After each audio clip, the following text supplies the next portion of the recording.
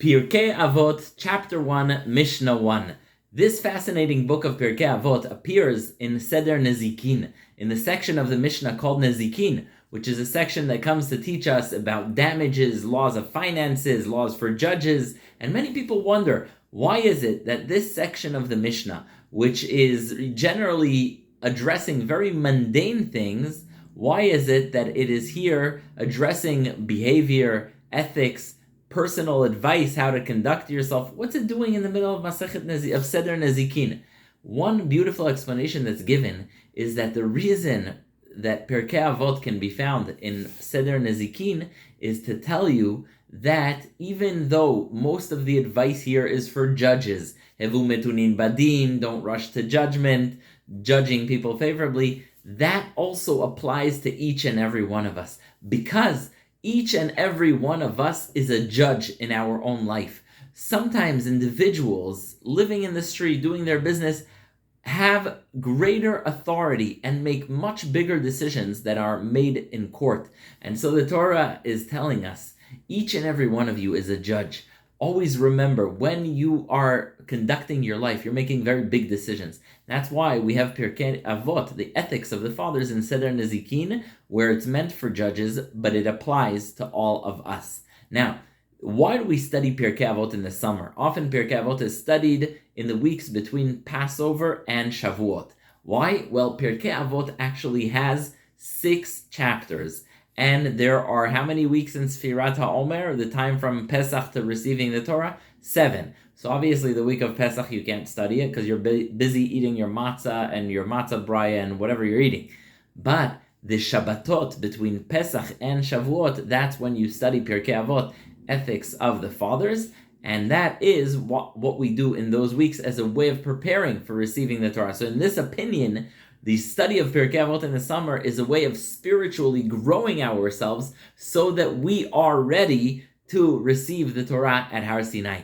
Another very interesting explanation, you wouldn't believe it if I said it myself.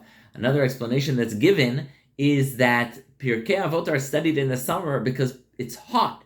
And people, when it's hot, they act in a hasty way, sometimes even in a violent way. Interestingly, there's a study that says that when the temperatures go over 85 degrees, then crime goes up by 85%. And so the idea is we study Pirkei Avot not necessarily as a tool for spiritual growth like the first explanation, but as a preventative measure to make sure that we don't do anything sinful, that we don't act in haste, that we don't hurt anyone. That's the idea of studying Pirkei Avot in the summer. Before you begin Pirkei Avot, many people recite a Mishnah that is actually taken from Masechet Sanhedrin, chapter 10. Kol Yisrael yesh lahem chelek la'olam haba. All of Israel have a share to the world to come. Shene'emar ve'amech kulam tzadikim la'olam yershu haaretz. As it says, your nation are all righteous, and they will inherit the land. Maaseh yadai litpar. They are the artwork of my hands that I'm proud of, Hashem says.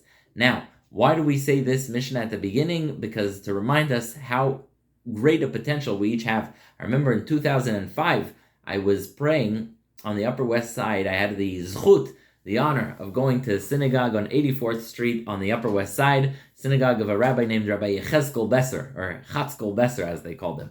And he said it was the summer week, so he was studying Pirkei Avot with the people in the shul. And he said, Kol Yisrael yesh lahem chelek la'olam haba. All of Bnei Israel have a share into the world to come, not in the world to come. La'olam haba, not ba'olam haba. Why does it say that? Because it comes to teach you each have a claim to the world to come. How much will you end up taking of that? That depends on you. Kol Yisrael yesh lahem chelek la'olam haba. You have a share to the world to come, not necessarily meaning that you have a huge share. It means you can try. And so that's the idea of la'olam haba. It's like I had a college professor, he once said, first day of the semester, he enjoyed saying, he said, don't forget, each and every one of you has an A+ grade.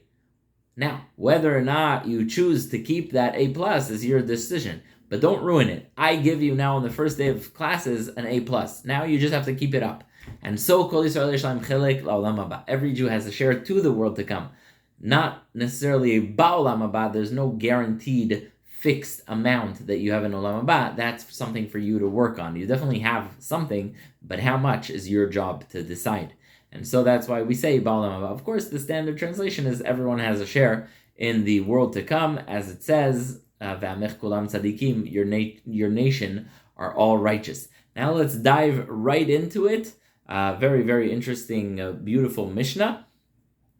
We start off, we say, Pirkei Avot, we start off, Moshe kibel Torah miSinai. Moshe received the Torah from Sinai, umesara li Yehoshua, he gave it to Yehoshua, v'Yehoshua lizkenim, Yehoshua to the elders, uzkenim leneviim, the elders to the prophets, uneviim mesarua, the prophets gave it to Anshei Knesset Hagdolah, the men of the great assembly, the ones who came at the beginning of the second temple to rebuild the temple and establish Judaism at this transitional time. We'll speak about that as well. But why does it say Moshe kibel Torah miSinai umesara li Yehoshua? Why doesn't it say Moshe kibel Torah miSinai unetana li Yehoshua, and he gave it to Yehoshua? That's the way it should say. It should say he gave it to Yehoshua. He got it. Moshe kibel Torah miSinai. You receive something, then you give it to the next person. Why does it say he transmitted it? Mesara li Yehoshua sounds like you just take something and plop it into someone's hand,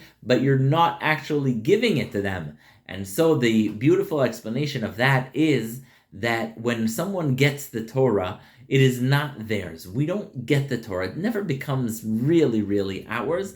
It is a sacred deposit in our hands that we are responsible to give to the next generation. When we are given the Torah, Moshe kibel Torah miSinai umesara li Yehoshua, Yehoshua did not receive the Torah to be his. He didn't have the choice, the prerogative to say, I'm going to keep the Torah for myself. I'm not going to teach it to anybody else. That is not an option. When you receive the Torah, you are there as its holy guardian to give it to others. You cannot keep it to yourself. I remember my Rabbi Zelig Epstein, a great rabbi, he studied in the Mir Yeshiva, really a great rabbi. His wife also was a great woman, the granddaughter of the great Lithuanian Rabbi Shimon Shkop, and a great man. And he said, if you take a look at Maimonides at the beginning of the laws of Talmud Torah, it says every single wise person in Israel, every single Torah scholar has an obligation to teach others. Rambam says that as a continuation of the laws of a father teaching their son. So it says a father must teach his own son, a grandfather must teach his own grandchild, and every rabbi, wise person who studies Torah must teach the Torah to others. Where else do you find such a mitzvah that is based on how much you know? It's not equally distributed. Not everyone has the mitzvah to just teach random people Torah. Kol chacham v'chacham Israel. Every wise person in Israel, he has this obligation. Why? Why does he have this obligation to teach strangers? The answer is umesara li Yehoshua. You have an obligation to teach Torah because you received it. And as long as it came into your hands, you must give it on to others. That is the idea of the mitzvah of Talmud Torah. It's the idea of whatever you have, you must give on. Rabbi Zelig Epstein used to say it also is a law of tzedakah, charity. But the idea is you must give what you received because of this Misara li Yehoshua. You didn't receive the Torah to go and lock it up in a safe, but you received it to be able to give it to someone else. I know recently they sold in Sotheby's in an auction the Sassoon scroll, which is the oldest copy of the Tanakh, and the person who bought it, very wealthy person, he bought it, he right away gave it to a museum. Why? It's not yours to keep. If something is so ancient, so important, so holy, you have to teach it to others. The next section is Hem Amru Shlosha Devarim. The men of the great assembly, they, the people of the great assembly, Amru Shlosha Devarim. They said three things. Hevu metunim badin. Be patient when you render judgment. Why? Because when people judge, it's often something so consequential that you just can't afford to let it be something that you just snapped into your brain. Hevu metunim badin. This is not only for judges. It is most importantly for someone who's making a big judgment. But in general, in life, hevu metunim badin. Be thoughtful. Take time to make big decisions, and that's how you'll make the best decisions. Interestingly, Rabbi Ovadia of Bartanura, from Italy, the greatest Mishnah commentary, the primary Mishnah commentary, he says, these three statements are not three separate statements. They all go together. The Mishnah says, if you want to keep things together, if you want to keep Judaism going, you need all three of the following. Number one, hevu metunim badin, don't judge too fast. Ve'ha'amidu talmidim arbe. Number two, you should have many students. Number three, ve'asu siyag laTorah. You should make sure to make a fence to the Torah. Don't rush and don't rush, have many students, but also make sure there's a fence to the Torah, meaning put in certain rules, like the rabbis put on Shabbat, muktzah, etc., to make sure that people don't just do whatever they want and that the laws of the Torah are protected. Interestingly, my grandfather, Rabbi Baruch Pupko, was the president of the Mizrahi, the World Zionist Movement, and he met with Golda Meir when she was prime minister. And he listened to her speeches in the UN, in the White House, wherever it was, and he said, you know, it's so beautiful because you, Golda Meir, prime minister of Israel, you said that Israel must have recognizable, defensible, and clear boundaries and borders. That's because people questioned Israel's legitimacy, the legitimacy of its borders. And so he said to her, that's exactly what our rabbis say about the laws of the Torah. It must have borders that are defensible, recognizable, and clear. Asu siyag laTorah. Make sure the Torah has its borders and that it's clear, and that is how the Torah can be protected, but you need all of the above in order for people to have Torah preserved. I think about the tragedies of people like Shabtai Tzvi, false messiahs, people who led our people to great catastrophes, and how much of that came through hastiness. People were looking for a Messiah, they were looking for that, they were looking for Mashiach Sheker. This is after the terrible Khmelnytsky pogroms of 1648, and so we always need hevu metunim badin, always think things through, always look for much more slow ways of thinking things through before making very big decisions. It's very interesting. The Gemara, the Talmud in Masechet Sanhedrin states about this mitzvah of hevu metunim badin, not judging fast or in a hasty way, says we learn this from where? We learn this from the Torah saying that a person should not go up the Mizbeach, the altar in the Beit HaMikdash, on stairs. If you ever see those pictures of the Mizbeach, the altar, it has a large ramp.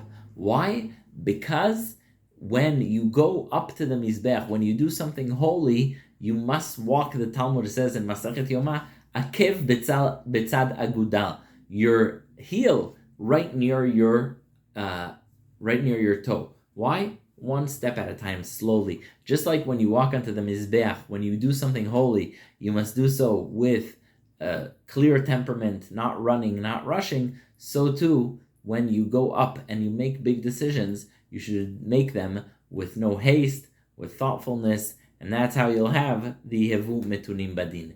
Another important note here. Ha'amidu talmidim arbe. You should have many students. And Rabbi Ovadia Bartenura and other commentaries say this is in contradiction to the position of Rabban Gamliel.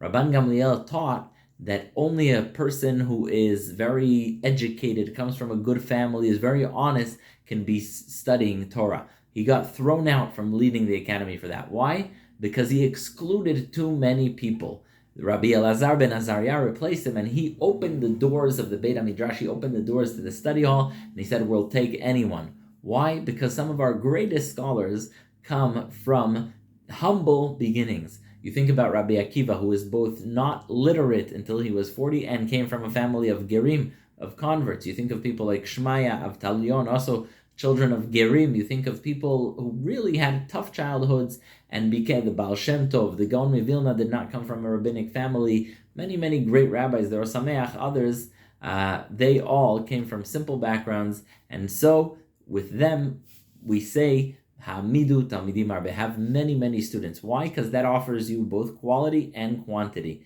It's not just about the quantity of students. It's also once you let everyone in, you will get the best possible students. That is Pirkei Avot, Perek Aleph, Mishna Aleph. I hope you enjoyed and come back for Mishna Bet.